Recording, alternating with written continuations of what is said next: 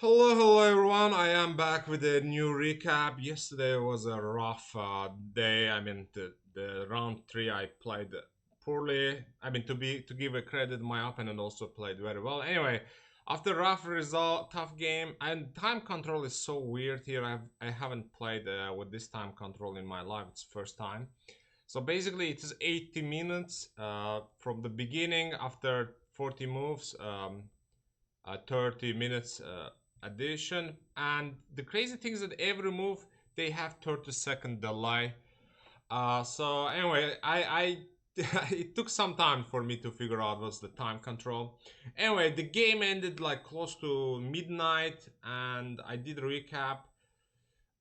I was like, the crazy thing, what I don't like about American tournaments in general, like the game ends, you don't have time to relax, and then, next game in the early morning. So I had a rough time with sleeping. I didn't sleep well. This morning, I woke up and finally I went for a walk, and I wasn't sure what to expect, what performance. Let's see how the game went. So I was playing against Kavutskiy Kosya. So he's well known with the channel Chess Dojo. It is our second game.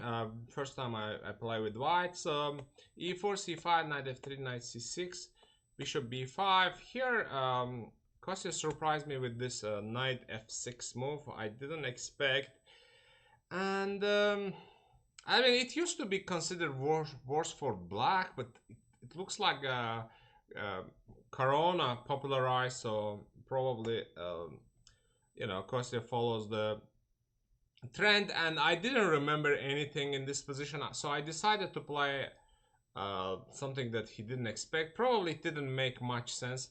It would have been better if I took c6 here, because dc, d3. Anyway, here one of the best moves for black is to play queen c7, and usually white doesn't put knight on c3, but I did it here. So he immediately equalized, but I was hoping at least to have a position that I may be knowing better than him. So I play b3, and he plays h6. This move surprised me, and immediately I recognized that his plan is to develop the bishop to e6 and do long castle. I have played similar positions in anti-Berlin, so I was familiar. So I played a4 with the idea that if he doesn't play a5, maybe I will play a5. So he does play a5, and here I went bishop b2, bishop e6, knight d2, knight d7, and this position I'm not sure about. My move was a little bit dubious move. Yeah, engine hates this move. Yeah, I shouldn't have played g4 probably. I was mostly thinking here two moves like h4 and play h5, but maybe here I don't have any reason to play for advantage. Maybe I should just play, you know, try to equalize. Actually, this is funny that here Inge's best line to play knight b1, knight a3. That's why, putting knight on c3 and taking then c6 was a bad idea. So by the way, what's the main line here? I'm just curious. Like, I was thinking like about castling. I was afraid that he will play knight d4, rook e1, a6, bishop f1. What's this? Knight g4. Yeah, something like that. I did not remember this line, but Angel likes white. I need to probably revisit and try to remember, but I guess you guys are not very interested in these lines, or maybe my opponents will watch the recap, so I don't want to share where I missed, what was my prep in general. So anyway, we reached to this position after g4, h5, g5, long castle. I was like, okay, this position doesn't look good for me, but at the same time, it is complicated. So here he plays another good move, h4, stop knight g3 idea, and I play here queen to e3 with the idea that maybe knight will go to d2. And actually, I was scared of this move, and engine shows the c4 gives black huge edge. So what happens if I take dc? I guess bishop c5, queen c1, and yeah, f5, it's crushing. If I take b takes c4. Then again, bishop comes, queen d2, and oh, queen b6, double attack. Yeah, I had a feeling like something is gonna be. Yeah, c4 was. It's generally a typical idea, but here, I think one of the mistakes Jose was doing that. I think he was playing way too fast this position. So knight d2, and here another uh,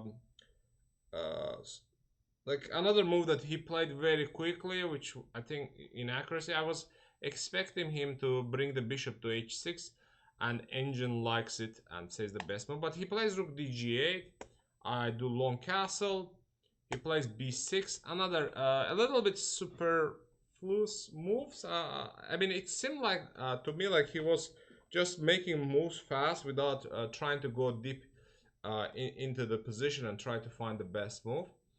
So he played b6, and okay, in this position it seems like I have equalized already. Surprisingly with white, I try to equalize anyways. It's funny. So here it goes queen d8, but after queen d8 f4, yeah, I did like my position because this was my main idea. So the queen d8 is a serious mistake already. He should have played c4, but it seems like he was not even looking towards that direction. Anyways, queen d8, f4, bishop d6. And here I spent so much time. I really wanted to play f5, but then I decided to keep the pressure with knight f3 move, and the finally c4 again is the best move. So I was thinking that c4 I have d4, but the engine says that this position is oh, here he has a queen bishop d3. Yeah, c4. I was afraid of c4 move basically in every move, and I was lucky that he didn't play. And he played another weak move, I believe, king c7. So here I took and played rook g1. He went queen to e8, and I think I found a very interesting plan. I took e5, he took e5, and I put knight on g5. So the basic idea is that I want to get rid of this bishop, and here, although engine says that okay, I gave up the whole advantage. This idea is very bad, but I don't know. I felt like for some reason I was only looking for bishop g8 move. I thought that allowing knight e6 doesn't make sense, but the engine says again c4. Guys, learn the lessons. When you have double pawn, just give up one. So he goes knight to f8. I go queen to f2. So I realized that actually knight f8. I thought that after knight f8, knight e6 maybe I have to play, but the thing is that after queen f2, if he plays bishop c8, now I have a knight f8. Apparently, this bishop is more important than his light square bishop because it defends everything. So I play queen f2. He goes rook h6. Also, I was I think threatening some queen f6 move. So I go king b1. He goes queen e7. Finally, I take e6. He takes it knight e6. Bishop c1. Rook h7, and in this position I was like, okay, I need to add pressure on h4. So he goes knight d4. I think the basic idea is that here somehow put the bishop here, maybe rook enters, something like that. So I played bishop g5, but it was a very bad move. Bishop g5, he goes queen f8. So queen f8's idea is that actually after trade, like if I take h4, angel says don't take h4, play bishop f6, king d6, rook g5. Oh, this is also crushing. But I found a very interesting idea, bishop f6.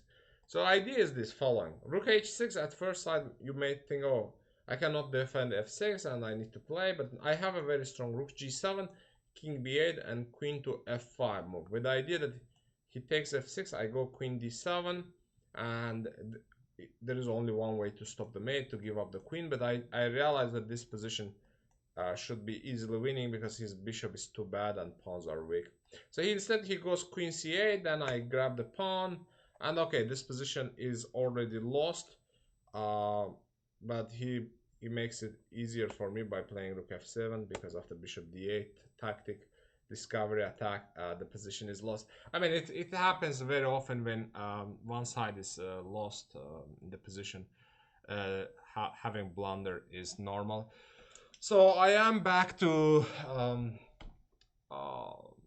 three. I mean, not back to like 3 out of 4. So today I have another round in 2.5 hours. So let's see how I do. Thank you very much for watching. Take care.